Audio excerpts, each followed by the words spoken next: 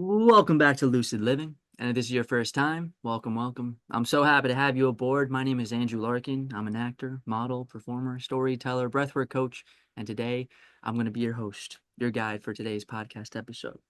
All right, my friends, we have another multi-hyphenate, super talented person, and I'm so stoked to have this conversation. But before we dive into all the amazing things that we're going to get into today, let's start with some nice, deep, intentional breath work. So today I'm feeling a balancing breath technique. So I'm feeling a box breath. That's going to be, we're going to do 4 seconds. So that's going to be an inhale for 4, a hold for 4, an exhale for 4, and a hold at the bottom for 4. We're going to do that 3 times. And remember, for this technique, as we inhale, we're going to inhale through the nose and expand our belly like you're filling up a nice big water balloon. Hold at the top, and then you're going to exhale out the mouth. Bring that belly back to your center and hold at the bottom. We're going to do that 3 times. So whether this is your morning, your afternoon, your night, it just brings a little bit of calm, a little bit of mindfulness and stillness for the rest of the day or into our sleep. So if we can take this moment, ground ourselves, and let's begin with an inhale through the nose in 3, 2, 1. Big inhale through the nose. 2, 3, 4. Hold it. 2, 3, 4. Exhale out the mouth. 3, 2, 1. Hold it. 3, 2, 1. Another inhale through the nose. Big belly. 2, 3, 4. Hold it. 2, 3, 4. Exhale out the mouth. 3, 2, 1. Hold it. 3, 2, 1. Last one. Big inhale through the nose. 2, 3, 4. Hold it. 2, 3, 4. Exhale out the mouth. 3, 2, 1. Hold it. 3, 2, 1. All right, we can return to our natural breathing. Wiggle the toes, wiggle the fingertips, bring some energy back into the body. Take a sip of water if you need it. Now, today, my friends, we have ourselves an actor, a producer, the founder of LungTree Productions, a personal trainer, and a complete sucker for animals. It's Maggie Alexander. Maggie, welcome to the show. Thank you so much for having me, Andrew. So fun. Such an honor. For those of you who don't know, we actually met on we met a while ago. So Heavy Hitters is a little show that I did a while ago. But before that, Jameli was working on this show called Double Booking, and I was just like meeting the crew, and I was blessed. I was able to do some small little voiceover work, and Maggie was the lead in that. And then she was also we have a scene in Heavy Hitters, which is really cool. And Yeah. then we were also in Mocha and Mistletoe, and most recently we were in Fireplace Ridge together, where we actually were able to spend a little bit more time, and that was just it was just so cool getting to know more about you and kind of how you work and you bring the fire. So I'm just stoked to dive into this conversation today. Well, thanks, Andrew. Now, Maggie, we start off with the present. So let everyone know where you are geographically and how are you feeling in this particular season of life. Um, but not a small question. Geographically, we'll go there first because it's the easiest. I Mhm. am in Brooklyn, New York. So I am sitting in my apartment. I live in Park Slope. Um, as far as life, emotionally, all of that fun stuff, we just wrapped Fireplace Ridge, which you know. Um, and I'm sitting in the postpartum of it a little bit. Um, it's been a weird couple of years with COVID and the strikes. Theater has really changed, film and TV has really changed, and so it's been extra uncertain. Um, and so it's back to auditions, it's back to kind of figuring out what's next, and just sitting in the discomfort of uncertainty. Mm. That's real. We're gonna dive into all of that. You're such a great person to Yeah. talk to about all this. Now we're gonna dive into a little bit of the past. This is the most loaded and honestly ridiculous question I ask everyone, but I love hearing people share their stories in their own words, and I think you really get the essence of who someone is based off of, how they talk about their childhood and those kind of early stages and how they got to where they are today. So, in your own words, Maggie, what was life like for a young Maggie Alexander growing up? Where did you grow up? What was your family situation like? And then what were those kind of steps as you got through elementary school and then middle school and then high school and then college, the likes and the dislikes and, leading you to where you are today? So, again, loaded question, but Yeah. go away. Um, so I grew up in Boulder, Colorado, in the mountains outside of Boulder. So I am very much like the mountain horse kid. So grew up pretty outdoorsy. very not into fitness, which I think we'll kind of talk about later. I found fitness much later in life. Mm. Um, but always very interested in make believe, play acting, storytelling. That was there from a very young age. I was recreating movie scenes at 4 and, feeding my mom lines. Um, I am the oldest of 3 girls. Um, and I have an adopted older brother who's actually my cousin that we adopted when I was 12 and he was 16. So I'm the oldest of like our core 3, but I have an additional brother. Um, I got really, really lucky. I have parents who were always super supportive. Um, I am someone who, for all my parents' faults, I always knew I was loved. I always knew I was supported. And I always knew that they wanted the best for me. Whether or not parents know how to give that to a child is a different story, but I always knew that they were in my corner. Um, and I am incredibly lucky for that. I know a lot of actors and artists do not have that. Mhm. Um, so grew up in Colorado, was doing plays, community theater, went to Boulder High School for 2 years. And then as soon as I was able to drive, my parents allowed me to audition for a free charter school that was a performing arts school. That was like an hour and 15 minutes from my house. So I would go to this art school for junior and senior year. Um, and that's when I really like solidified that this is what I was going to do. So I was an acting major for high school. Um, Getting out of high school, I went to UC Santa Barbara for a BFA. So we had a 12-person BFA program. And then as soon as that was over, I moved to New York. Mhm. Um, And so yeah, that how was is sort of like, go ahead. how is that jump going from being the girl in the mountains with her horses to jumping into a big city with big lights with the big vision? Really, really exciting in the beginning. Now I do miss space and nature. Mm. I'm lucky. I live in Park Slope. I'm very close to Prospect Park, which is a big, like almost 600-acre park. But I do miss the space and all of that now. Hmm. Um, but you know, I can't act in Colorado, at least not professionally in the way that I want to. Hmm. So Yeah, so when you were going through school and you were studying, it was primarily theater, right? Like was yeah, the so I was an acting BFA. Yeah, Hmm. I minored in philosophy. Oh, okay. I was really determined to not make any money. So yeah, majored in acting, minored in philosophy.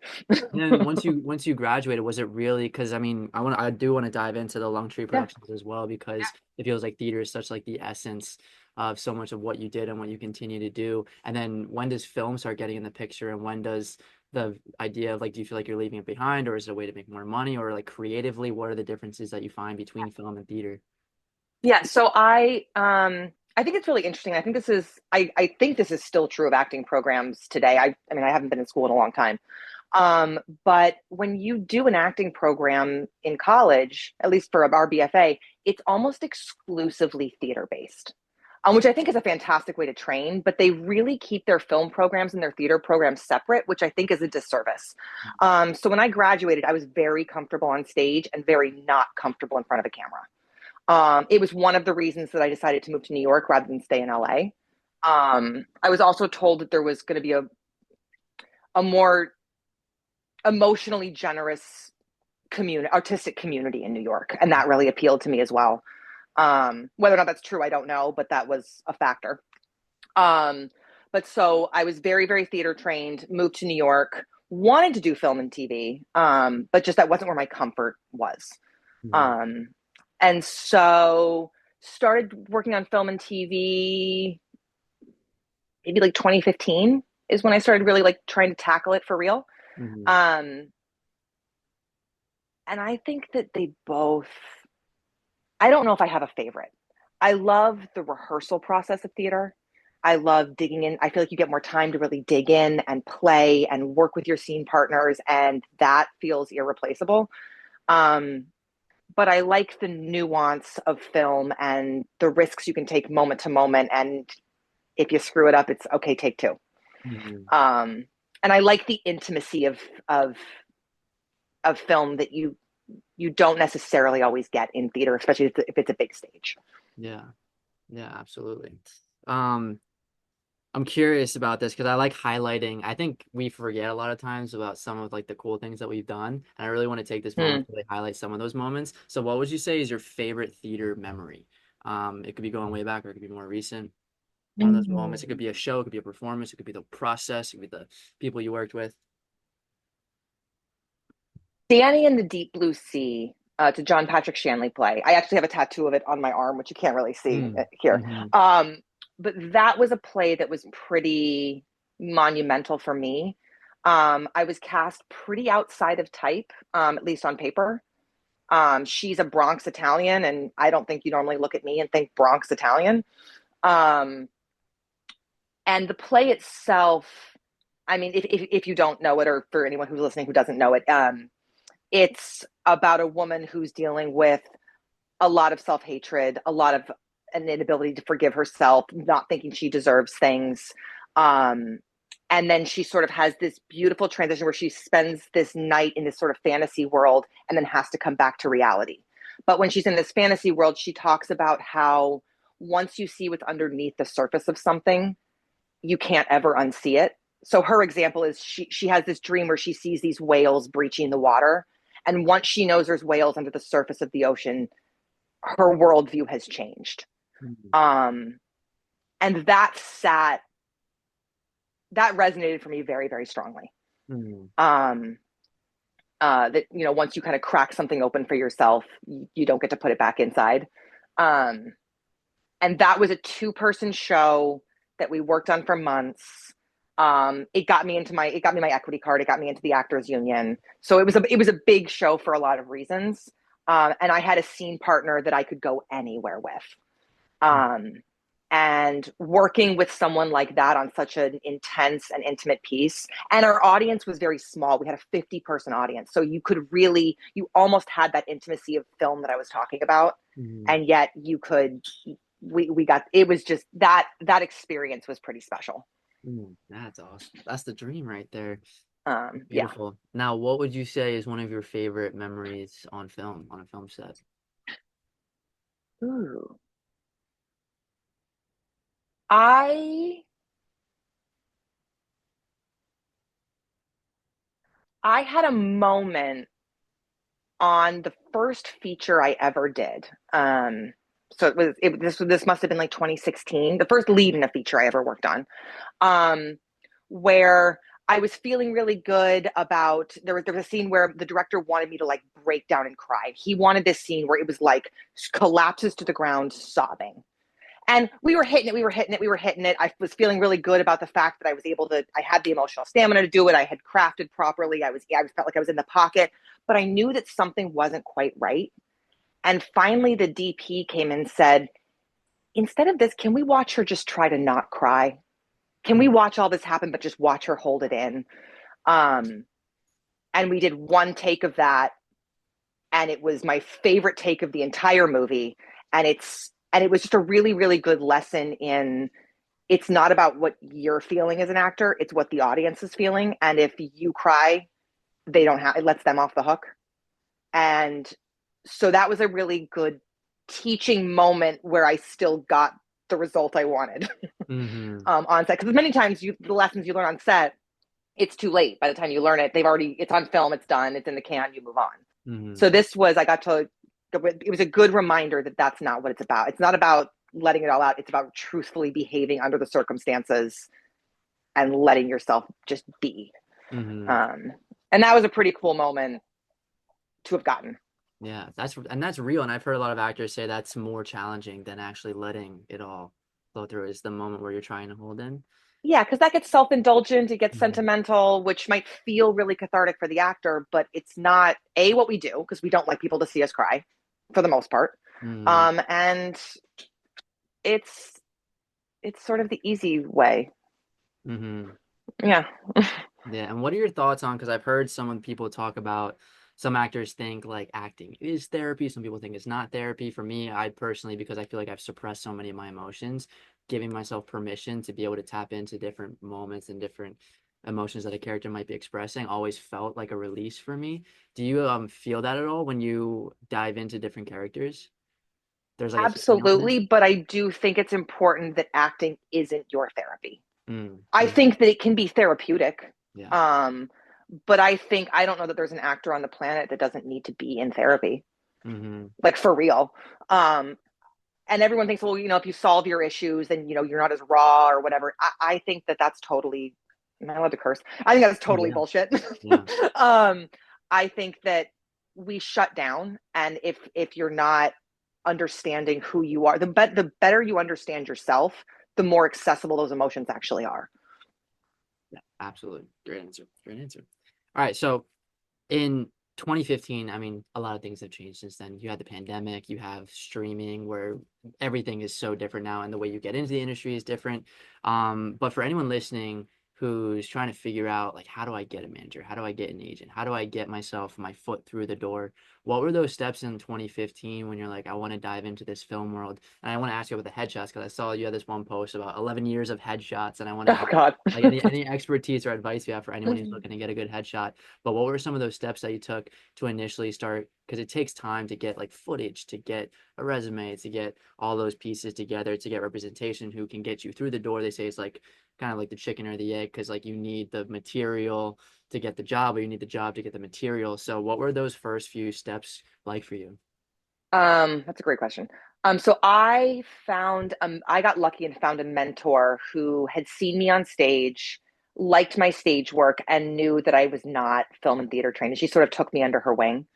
Um, and so she basically said, okay, these are the teachers I want you to start studying with. There was a man named Jay Goldenberg who I credit with a huge amount of my growth. He was a phenomenal on camera teacher. Because you're taking all of the techniques you already know and then just figuring out how to use it in a different medium. Mm. So it isn't like you're relearning to act, but there is a learning curve. So a lot of it was training. Um, I went out for student films to get footage. A lot of them were garbage. A lot of them I couldn't use, but at least I started to compile something.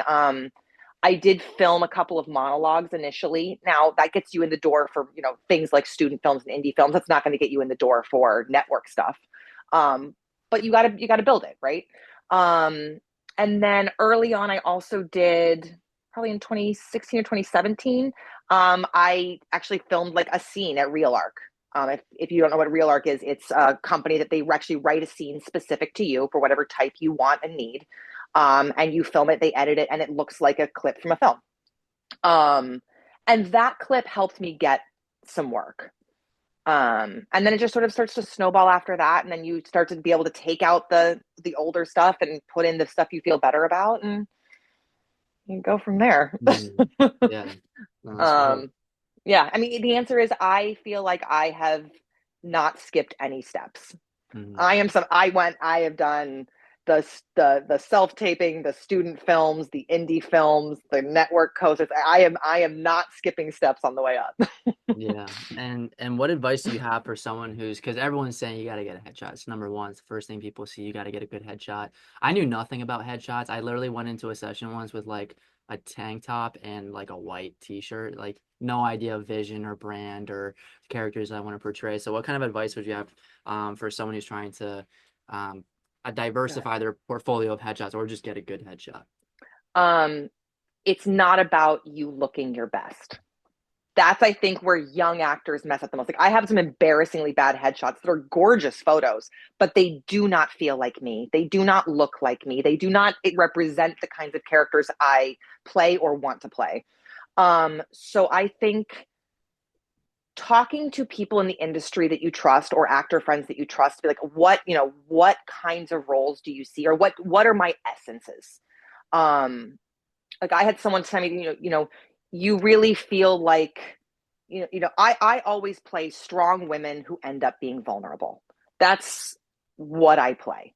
So now what are the pockets of that where that makes sense for me? So I go in with essence statements rather than like character types. So I don't go in and say, okay, I need the lawyer shot, the young mom shot. I go in and I say, okay, I need the spiky candy with the marshmallow center. What does that look like? I need the tidal wave of impulse that's going to feel a little mischievous and like maybe a bat out of hell. And so I go in with those kinds of statements. So finding the statements that feel like they're authentically true to you and then figuring out what that looks like visually. Um, for me has been the most successful and definitely is what gets me called in for the right things. Hmm. And I think that if everybody can take like a really raw, shitty looking headshot, it's amazing how much work that gets you. Like that, especially for women, like that no makeup, grungy, like this is just the unfiltered me. It's never your prettiest and it gets you so much work. At Hmm. least for me. I mean, but I'm also not playing, the but I play those roles. Hmm. It's a great Like I answer. can play the grittier stuff. Yeah. Yeah. All right. Now, it seemed like fairly early on, like you were a lead in some feature films, and I want to hear what is it like when you're going from theater, very strong in the theater world, and then you're stepping into kind of a new area, and then you have I don't want to say like responsibility of being number one or number two on the call sheet and carrying that film, and then I also want to kind of segue that into you've booked it was a smaller role, but it was on like Fleischman is in Mm-hmm. Trouble, which is an Mm-hmm. awesome TV show with Jesse Eisenberg and great acclaim, and it's a small piece in it, but it's like that's a different environment, a different beast, a different world. And what is it like being around that kind of energy and that vibe? Because that's ultimately those are the roles that we want to, the movies the shows that we want to get on. So, yeah, starting off with carrying a movie or a show and Yeah. then going into being on set with a bunch of amazing, incredible, talented people. Um, Ignorance is bliss a little bit. Like you know that you have to carry the movie, but you've also been doing leads in theater where your stamina is good. You're used to having to memorize huge amounts of text and material. You're used to having to play. So some of it is you don't realize how much responsibility you have. And Mhm. that actually worked out really well for me initially. Um, and there's sort of the, oh wait, I can redo something if it doesn't go well. Oh, that's fun. So there is that. That really helps in terms of starting out when you get bigger roles in feature films. Um, and then it's sorry, redirect my question. Redirect me. All right, it was yeah, just how what is it like to carry yourself and be have the Yeah, responsibility of being a lead on a set, and then also just kind of transitioning. What was it like that first time you're on a set with a bigger crew, bigger cast? yeah, It's a smaller role, but also just like, is there starstruck that's happening there, or is there like you're stoked and you're there and it's what is that feeling kind of like, sure. even if it's only for a day or however that. Yeah. Um, Well, when you're number one on the call, so you're leading in a feature film, and it is new to you.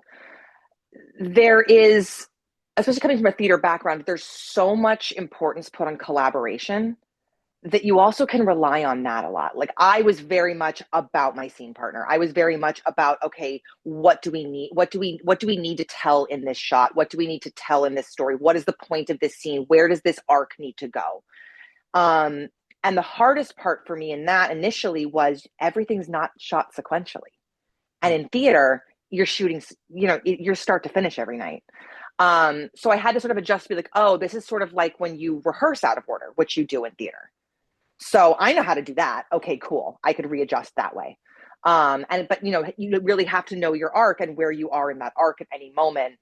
And that's where you just have to rely on everyone around you too. mhm. And just being present in the moment.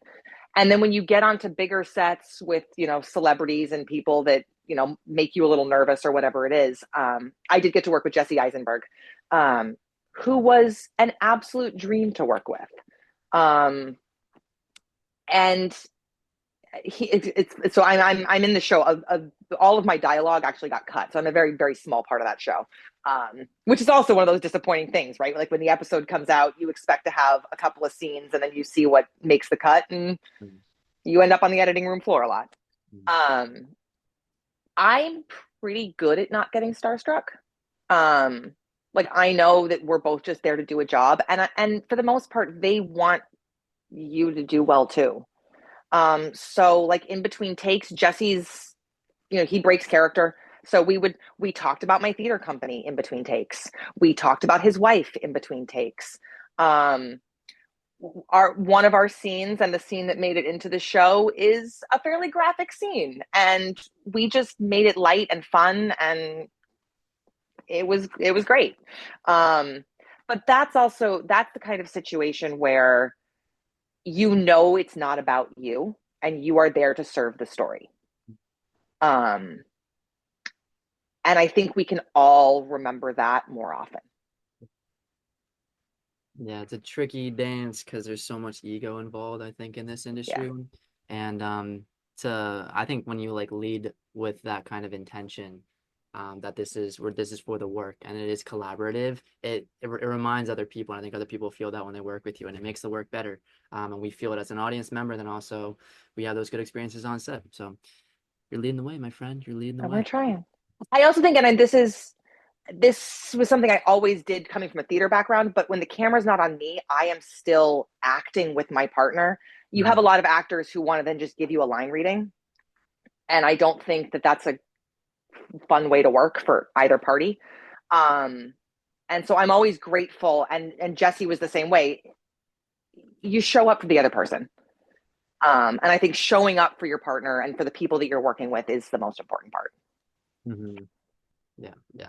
And I mean, breaks my heart hearing those stories because I think a lot of family members don't really fully understand when things do get cut, and it's like the worst thing in the world because you're telling everyone that this is going to happen, and then you see it. And I heard this story. I forget the name of the actor, but he was on Always Sunny in Philadelphia, and he was sharing a story that he was on a film with like this was early. He was like 19. He was like Brad Pitt was in it, Harrison Ford was in it, and he had a bunch of scenes with them. His entire character, his entire storyline got cut out. And like you're telling your friends, your families, you're going to the theater, and then to not even get like a phone call that like, hey, sorry, we cut. It's gnarly. It's a crazy, crazy, crazy business, but it's humbling. And then it just kind of, if we can, respond with love and love for the work, it can motivate us. It could also turn us in another direction. But Yeah.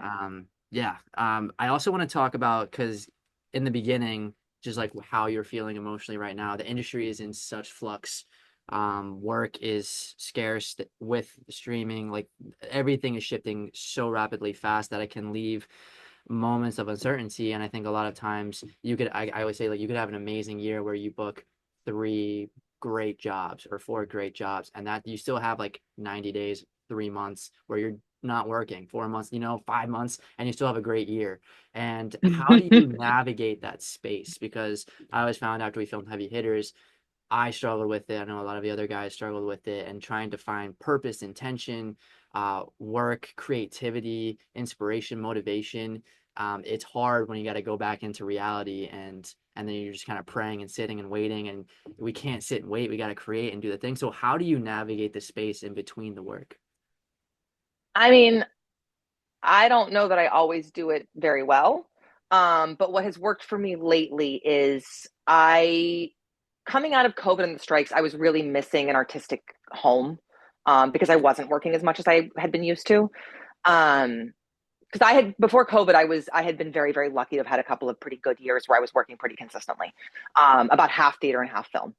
And coming out, it was pretty dry. And so for me, finding the joy in auditioning, and letting that be rather than a burden that I have to get done, a chance to just do a little snippet. Like this is my chance to kind of get to do this.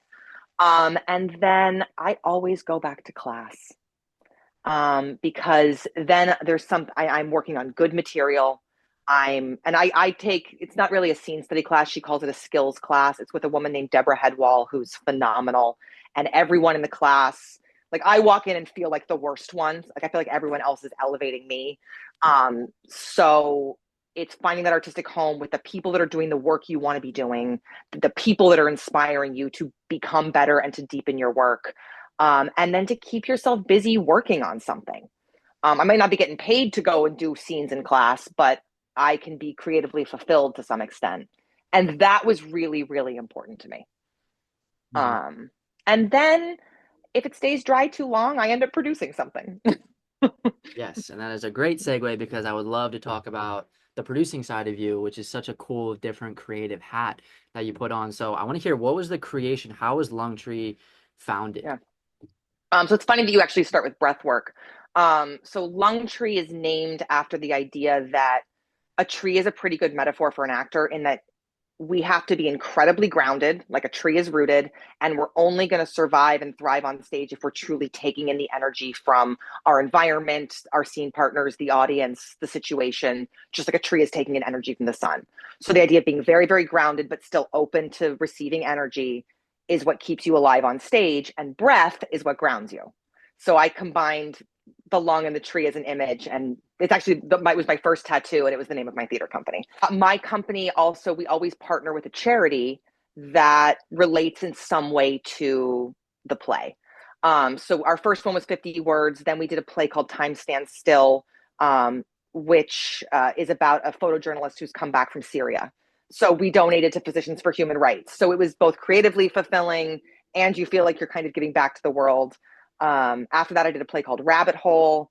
And then when COVID hit, we sort of transitioned more into film production.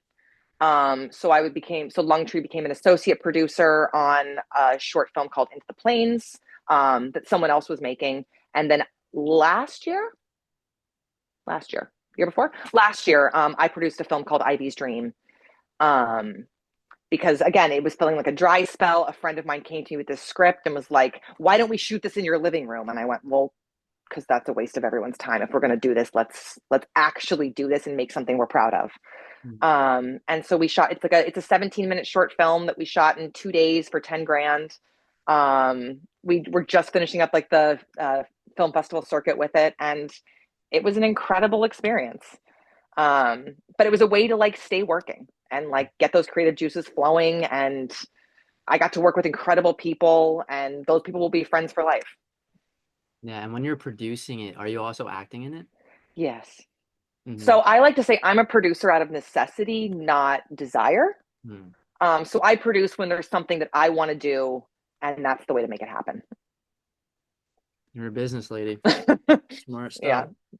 All right, now I also want to talk about because this is unique. Well, usually I bring on like artists that are kind of singular in that kind of sense. Mhm. You're again, like I said, multi-talented, multi-hyphenated, where you have so much value to bring, not just in the theater and the film space world, but also, yes, you do, and also personal training. And I'd love to talk about this because as actors, we have to find a way to also support ourselves outside of the work, kind of like we're talking about the time in between gigs. How are we supporting ourselves financially to be able to live in New York and keep things going on. And I really think the best jobs for actors, I mean, we always talk about serving, but I think it's having your own business, being able to make your own hours, and also doing something that you're passionate about. So I know you're a personal trainer. I'd love to hear what your fitness journey was and what your health journey was, and then that got you to the space where you started to study it and then start to give back.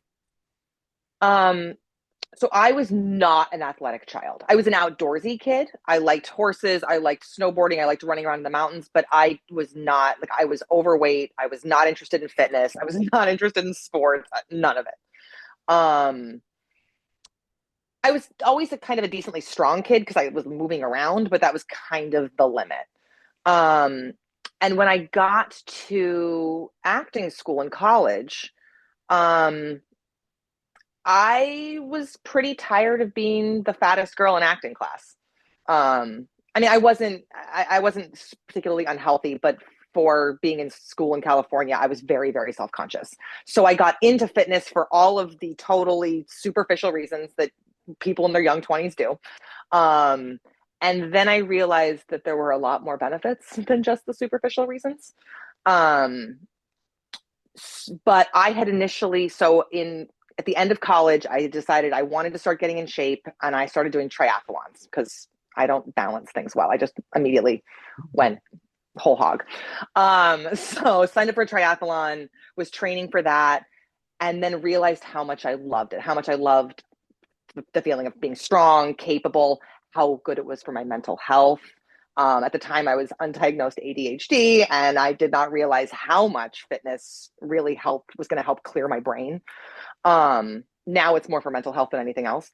Um, but and this sense of independence and strength and capability and all of those things, not to mention it gave me endurance for being on set. It gave me a lot more than just I'm trying to make my butt look good. Right. Mhm. So I had gotten in pretty decent shape when I moved to New York, but I was still waiting tables. And when I was in the gym one day, I was talking to another actor, and he was like, like an older actor. And he said, like you're in good shape and you seem to kind of know what you're doing. And I had hired a trainer for myself a couple of years before. You seem to know what you're doing. You should consider personal training because it's a great actor job. And I went, oh my God, it would be. Because I had loved movement theater. I love how bodies work. I had always loved biology. And like the light bulb went off in that moment of, oh, I could have the autonomy of having my own business and having the freedom of that schedule to some extent, and do something that wasn't serving tacos. Not that there's anything wrong. I mean, there's anything wrong with that, but just do something where I felt like I was improving people's lives and something that I was really interested in. Mhm. And I think I started getting certified like 2 weeks later. I like immediately jumped in and was like, yeah, let me look into this. Um, and so that was probably 2009, Mm. that I went and got certified for that. And I worked in a couple of gyms, and then I ultimately went independent, which was the best thing I could have done for myself. So I have clients that I've now had for 16 years, some of them. Um, and like you actually get to see yourself make a difference with them, which is pretty cool. Mhm. Wow, I did not know. I didn't know you got your certification in 2009. You've been in this for a while. Yeah. I'm curious because similarly to how the film and TV industry changes, everything changes, and so does like health fads, and you get new bells and whistles and new. We talk about this, new diets, new trends. How have you seen? Because it's also I feel like even some of my favorite health experts, they're constantly reading articles and studying and learning because it's almost like endless knowledge and endless things that we're learning about the body. How have you seen has your approach changed in how you address concerns or health problems or certain people, or has it evolved over the years? Are there certain things that are locked in and solid and like are rooted in truth, this works for you and you stay with it? Or how is like the growth Sorry. have, have you seen it over time? So sorry, dog barking. Doggos. Um, um, I mean, the fads come and go. I will say if it feels like a quick fix, it's never real. If it feels too good to be true, it's too good to be true. Um, Things that I've stayed locked in on are everyone should be strength training. I don't care how old you are, everyone should be strength training, and everyone should be eating a decent amount of protein. Depending on what your goals are, that changes, but those are things that stay true. Um, in terms of fats and carbs and cardio and HIIT and intermittent fasting, it almost always comes down to the basics, and all of the fads are just ways to try to cheat yourself into getting the basics, which are if you want to lose weight, you have to be in a calorie deficit, and if you want to change your body composition, you have to be doing strength training. Like those are kind of non-negotiable. Um, and people will say, "Oh yeah, but I'm doing keto, I'm doing carnivore." I think that balance works best for most people. Now that is most. That is a gross generalization. Um, and how I've changed over the years. So every 2 years, you have to do continuing education. So my knowledge base grows. Um, but I don't think really intense training is best for everyone. I've gotten more moderate. Again, depending on the client, depending on the goals, I've gotten more moderate in a lot of my training with clients. If you've got a 75-year-old man, he doesn't need to be necessarily doing burpees. Like that's not necessarily going to be the best way to get him to his goals. And I see a lot of trainers that want to just buy into a lot of the ego lifting, and trying to let the ego lifting go, as both the trainer and the client, I think is really, really important. And that is something that I've been able to evolve over time. Mhm. Because And initially, like you want to just be like really the hardest, toughest trainer, and that's not always the best approach. Now, sometimes that works, but it's mhm, not always the best approach for people. mhm. That's injuries waiting to happen a lot of times. Yeah, big time. And when every 2 years kind of comes around, how are you, what, like where are you getting the information from? Because I think misinformation is one of the biggest things nowadays. It's so there's so many books, so many articles. How do you know which ways? Because they're all contradicting each other, like the food pyramid. It's ridiculous. So how are you where are you getting your information from? So I am NASM certified, National Academy of Sports Medicine. So I do my continuing education primarily through them. Mm, Um, I don't know that they're always the most up to date. I could probably get in trouble for saying that. But any information they're giving you has been thoroughly researched. So you're not getting the fads from them, Mhm. which I think is really, really important.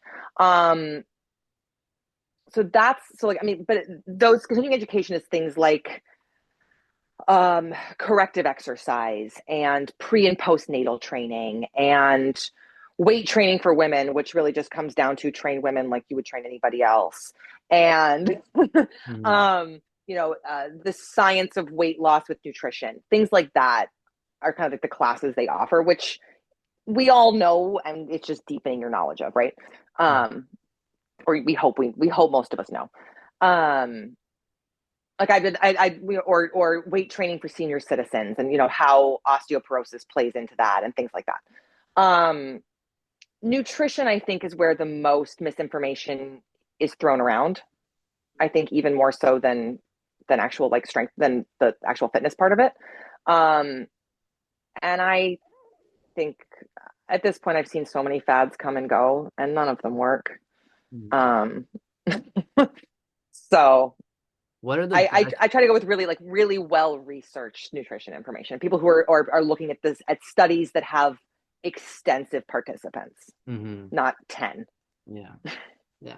What would you recommend for someone who maybe has just a lot of rent, they got a lot of debt, they got a lot of expenses, and they're trying to shift their diet, and take in high quality foods while also maintaining those goals, but on a really low budget because the unfortunate reality is a lot of like the best supplement companies, the best foods are a lot more expensive than, No question. so how would you recommend for someone who's trying to eat healthy on a budget?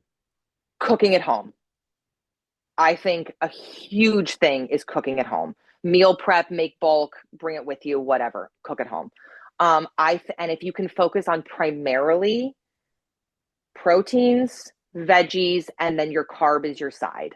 So what that can look like one of the things I made this week was I made ground turkey with a bunch of veggies, taco seasoning, cauliflower rice, and then I'll add some sweet potato to that. And I can make that in bulk for pretty darn cheap. Mhm. Um, so you don't have to be perfect and you don't have to be extreme because that's not sustainable for most people. So saying, okay, I'm only going to eat organic things that I can't afford and I'm going to do all these meals that take me hours to prep, that's not realistic for most of us. But most of us can say, okay, I can walk into Trader Joe's and even get pre-cooked chicken and some veggies and rice. That becomes a really healthy, balanced meal. Um, so I think perfect is the enemy of good enough. And I think a lot of people throw in the towel because they're like, oh, well, I'm going to have McDonald's today. So now I'm just going to say screw it for the whole week. Or, oh, I'm going to eat a cookie. So now I'm going to have pizza and this and that. And it doesn't have pizza one day, like do it. But then come back to, okay, what can I realistically have time to make and can afford to make? And protein, veggies, and some sort of carb. And that carb could be a veggie based carb.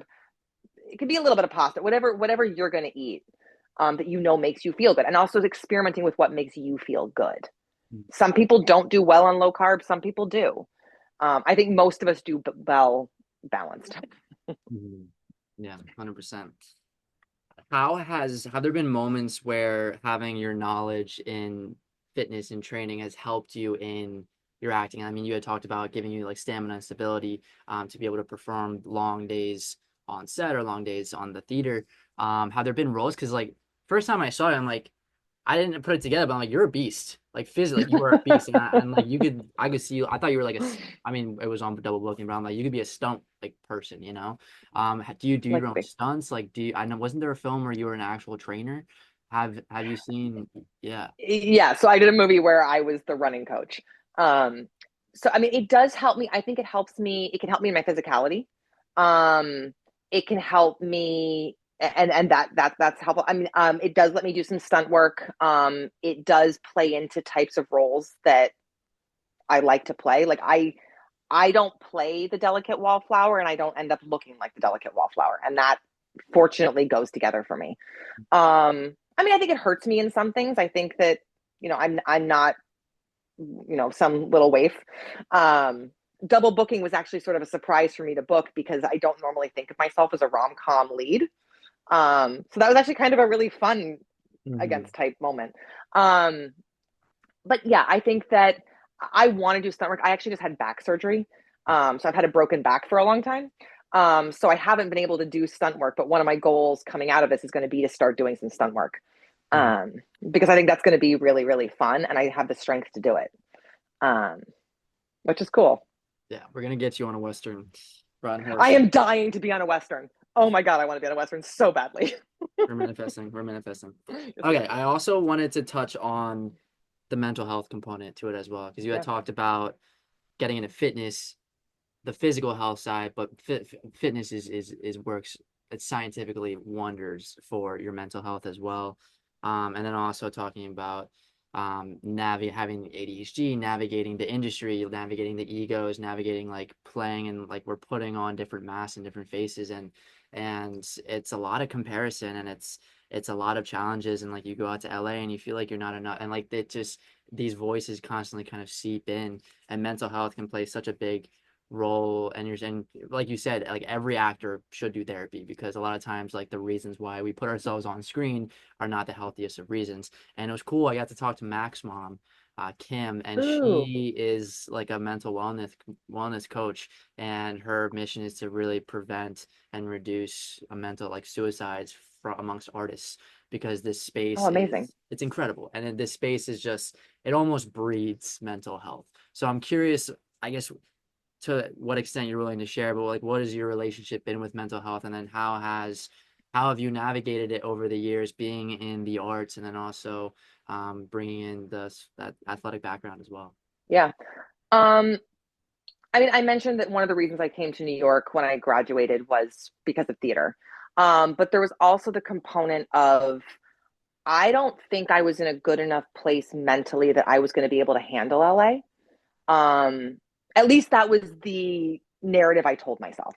I didn't think that I was very self-conscious. I was not comfortable in my body. I wasn't little and petite, but I also wasn't quite fat enough to be the fat friend. Again, this is the narrative I was telling myself. Whether or not that's the reality sort of didn't matter.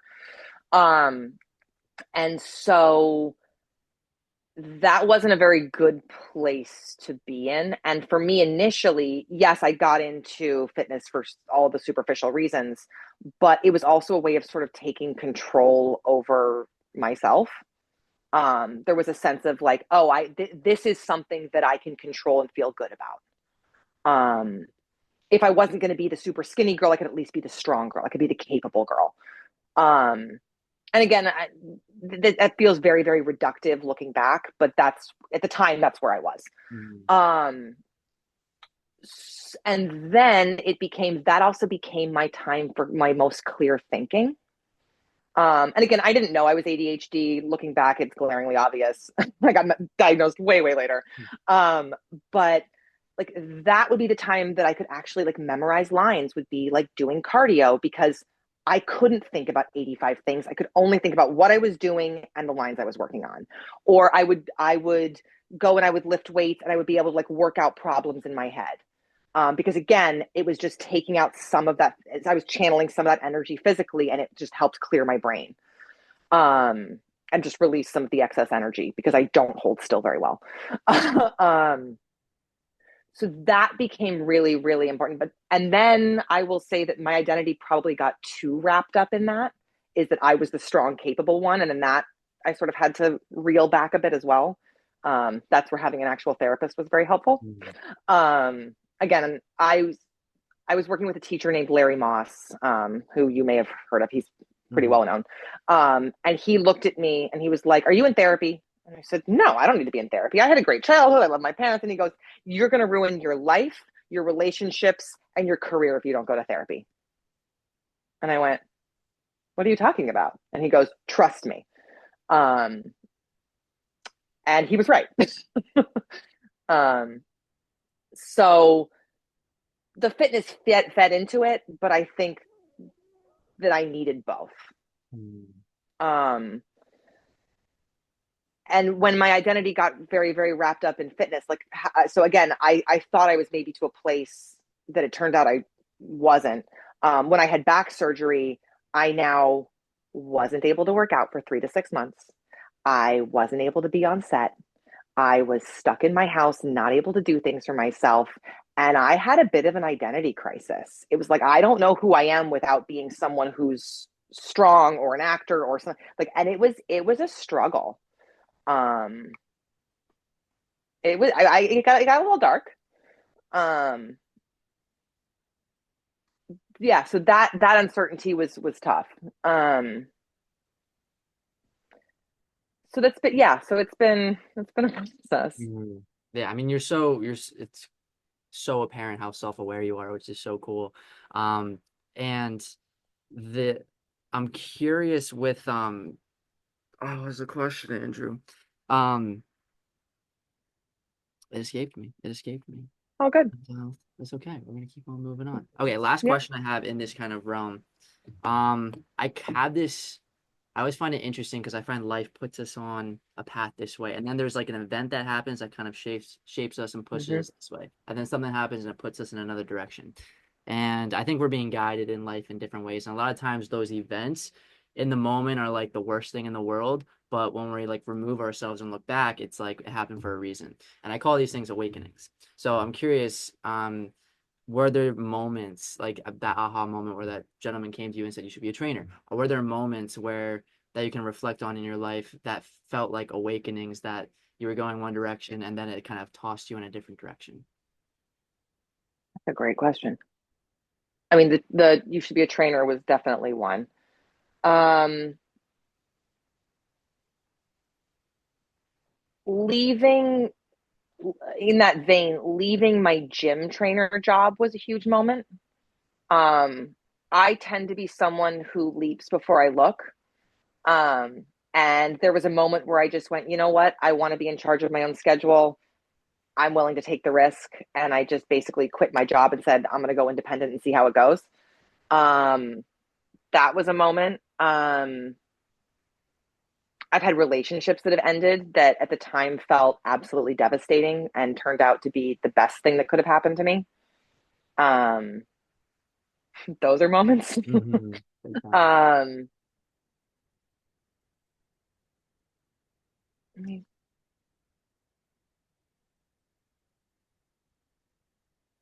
I've had I've had some people come into my life. Um, One woman named Joan C, who didn't need to be a mentor of mine. I don't know how I got lucky enough to have them take me under their wing. Um, and I'm not even really sure how she came into my life. I was living in Jersey City and I met her in the gym and she happened to own an acting school and took a liking to me. Um, that's one of those moments that felt like it really pivoted because I was very much thinking I was on the theater track, and that was one of the moments that pivoted me more into film and showed my love for film. Um, yeah, I think those Yeah, are those are those are great some. answers. Yeah. Awesome. And I remember the question now. So Okay.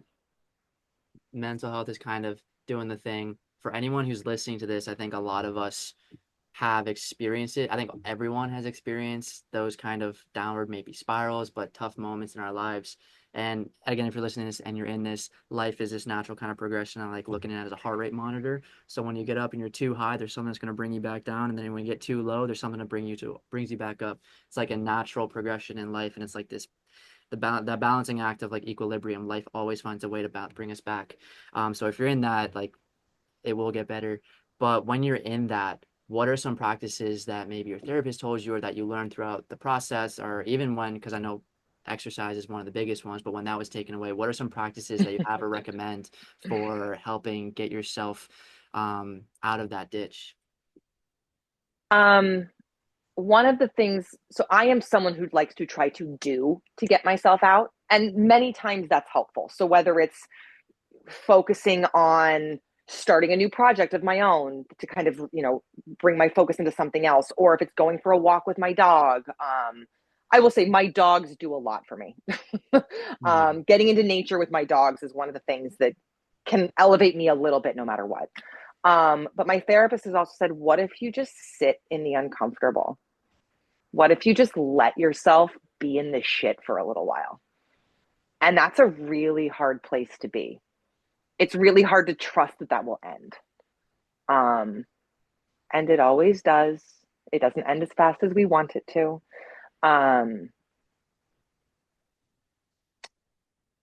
and letting yourself grieve rather than trying to just move on. I don't mean indulge in it and work yourself deeper and deeper in it, but let yourself acknowledge what sucks. Um, and then try to let it go. Mhm. Because I feel like when we pretend like it's not happening, that just prolongs it. That just makes it stay around longer. Um, and it never stays.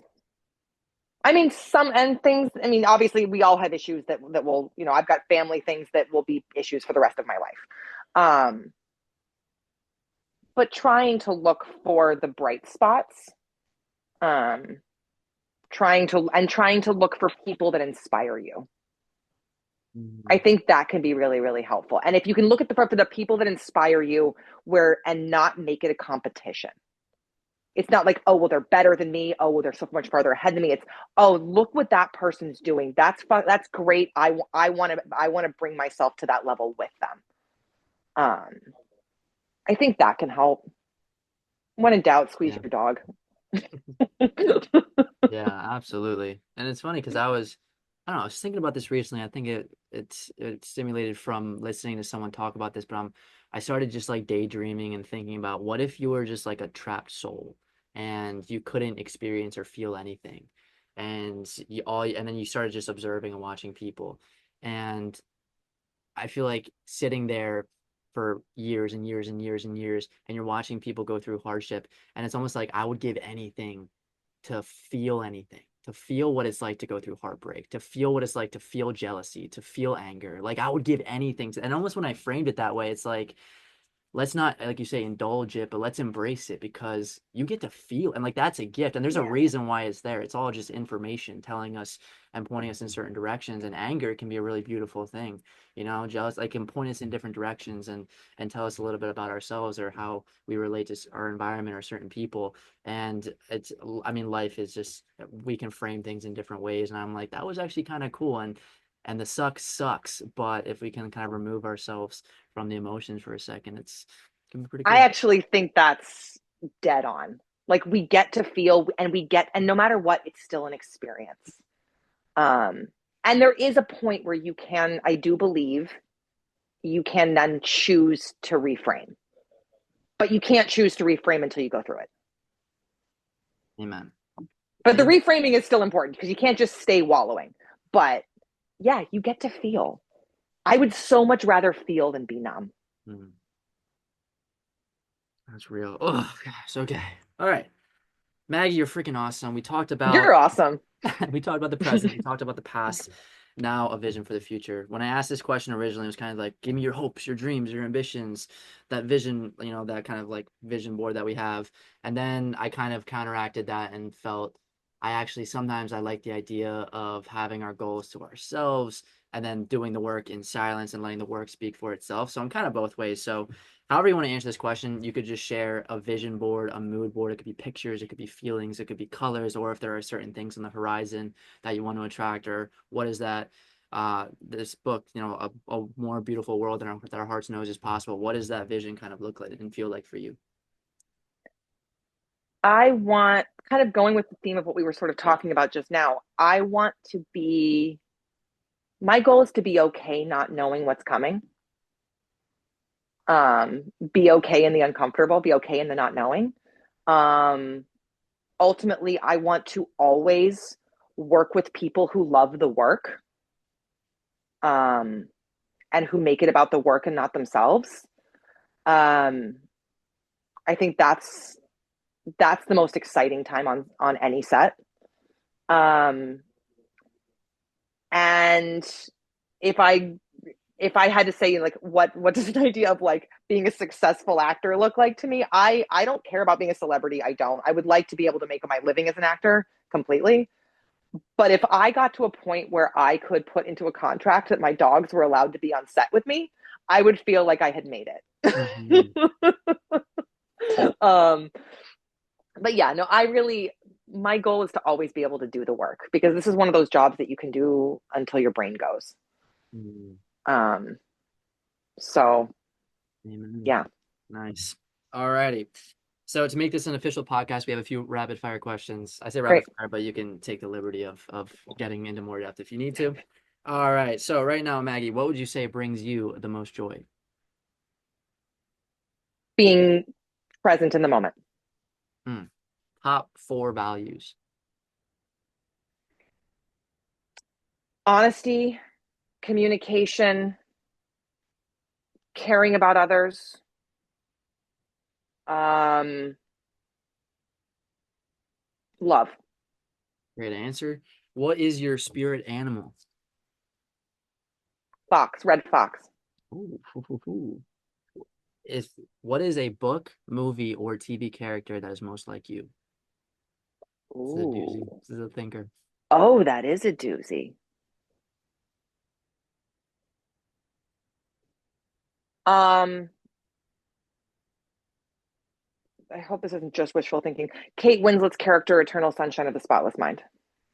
Great answer. It's a great answer. What is your favorite comfort film? Doesn't have to be your favorite film, but that The comfort. Princess Bride.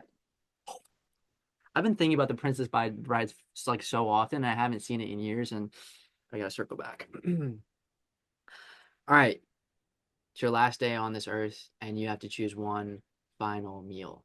It could be like I'm talking at like appetizer, entree, desserts.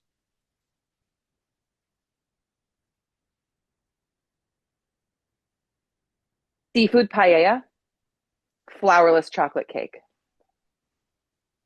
Then y'all, horses or dogs? I'm gonna get you here. Horses or dogs? Ooh, I think I say dogs. That's a hard one, but I think I say dogs. Do you? I don't know if you listen to the Smartless podcast. John Hayes asked this question to everyone because he's a huge theater guy. Do you have any theater horror stories? And what's like your top one? Theater horror stories. Yeah. I was in a play with a fairly inexperienced actor who played a small part. I was one of the leads, and he walked on stage barefoot, and we had an entire scene about the shoes he was wearing. That was he was walking on stage so we could have a full conversation about wingtip shoes, and he walked on barefoot because he was late. And so I, thinking he would improv with me so that we could get into the scene, went, "Why are you barefoot? Where are your shoes?" Thinking he would say, "Oh, my wingtips were uncomfortable," and then we could begin the scene. Yeah, no, then he left the stage and he left all of us on stage to go get his shoes. What did you do in the meantime? Fortunately, the other actresses and I, we developed enough of a rapport that we were able to just sort of improv until he came back. But that was pretty bad. Like, hi. What a And then I moment. will say, my Day in the Deep Blue Sea production was supposed to go to a big theater, and it was supposed to open in April 2020. Oh, that's yeah. And that feels like a horror story. We did not. Ah, oh man. All right, Miss Maggie. So hypothetical here.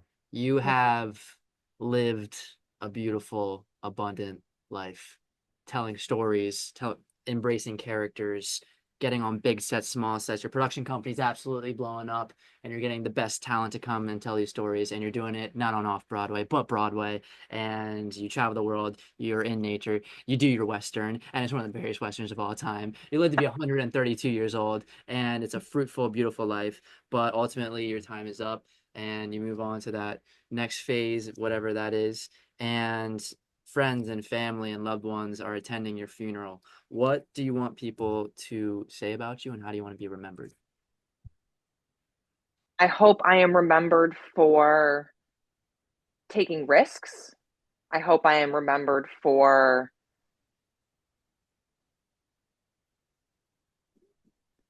showing the people I love that I loved them, um, and showing up for them. Um, and I hope I'm remembered for my dedication to my work. I do. All right, and final question. I'm gonna say young you. Anytime, maybe at the struggling times between like 10 and like 18. You're trying to find yourself. You're trying to figure out who you are, which is so hard nowadays, and we're navigating life. What kind of advice would you have for a younger you who's having just one of those kind of off days? What kind of advice would you give them, young Maggie? Embrace all the things that you think make you weird. Your weird is your superpower. Weird is like such a compliment. Like if someone says anything, like I think it's the coolest trait in anyone, honestly. Being called boring and normal is a dagger to the heart. Being Fitting people in sucks. oh, I love that so much. I love that so much. Well, Maggie, you're a freaking superstar. It's been such a You're joy. awesome. I feel we like again, we haven't had a ton of scenes together, but like we've been on 4 projects together in less than a year. It's kind of crazy. God bless, Jamelli and the Candace Kane. For sure. But it's been such a joy to get to know you, and I mean the joy, the love you bring on set, the talent. I mean, guys, for anyone who doesn't know, I was like, we were at the house and she had this audition for this play, and it was an 11-page audition, which is crazy. It's criminal, and Burke said you crushed it, and I mean you're just so talented, and it's just really cool No, to thank kind you. of share space with you, and I'm so excited to see what you got going on and how life And continues to let's keep evolve and move working forward. together. Yes, I yes, want yes, more yes, yes. scenes with you, not just projects. I want more on camera time with you, my friend. It's coming. It's coming. But before I we know. let you go, let the audience know where can we find you, where can we support you. So I'm on Instagram, maggz.alexander. My website, maggiealexander.net. That has links to all my work. That's the easiest way to get a hold of me, all that kind of good stuff. IMDb too. But yeah, Yeah. All right, Maggie. You're an absolute angel. Have a beautiful rest of your day. Take care of those pups. you as well. Thank you. You're changing lives. All right, enjoy You're the weather. fabulous. So good. Mwah. Adore you.